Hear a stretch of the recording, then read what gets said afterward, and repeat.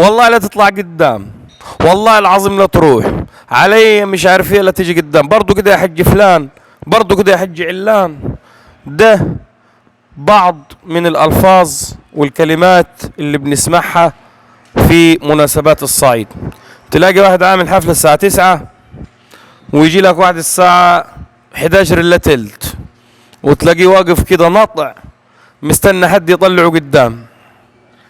التقدير حلو والتقدير حده بعيد زي ما بيقولوا، لكن في ناس تلاقيه يروح جايب لي كراسي وحاططها قدام الناس اللي قاعدة من قدام. ليه يا اخي؟ امال الناس اللي قاعدة قدام دي مش ناس؟ وانت يا ناطع واقف مستنين يطلع، ما تقعد حيث انتهى بك المجلس. يعني الفنجخة في الصعيد بالبلدي سببها الكذب وكبر في النفس، وكل واحد عارف. يعني الناس اللي بتعمل كده، وتلاقيه للأسف راجل دين، ممكن يكون دكتور، وممكن يكون حاجة كبيرة في المجتمع، وتلاقيه طب ما تحترم الحفلة من دم جاي وتجي بدري، ايه قاعدوك من قدام يعني؟ ما تعلم الناس الأدب وتقعد حيث انتهى بك المجلس. ده الصح. انت ما احترمتش ميعاد الحفلة او حصلت لك ظروف. انا يا جماعة معاكم في حالة واحدة، لما يكون حد ضيف او حد غريب ماشي، ما فيش مشكلة تقديرا للضيف. لكن انا من اهل البلد وجيران صاحب الحفلة، واجي مثلا متأخر حسب مواعيدي انا، وجب بواقف كده من قدام.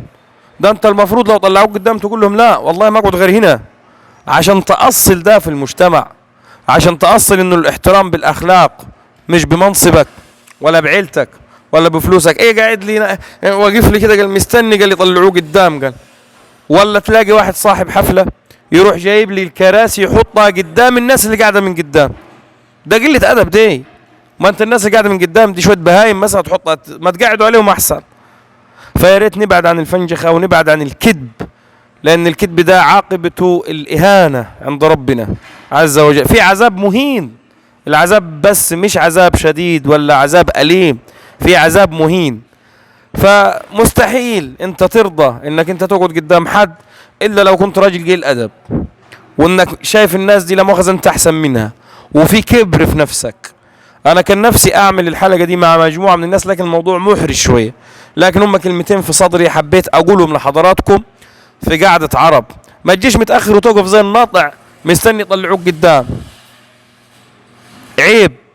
اتق الله واحترموا الأصول الصح في البلد. تحياتي لكم، السلام عليكم ورحمة الله وبركاته.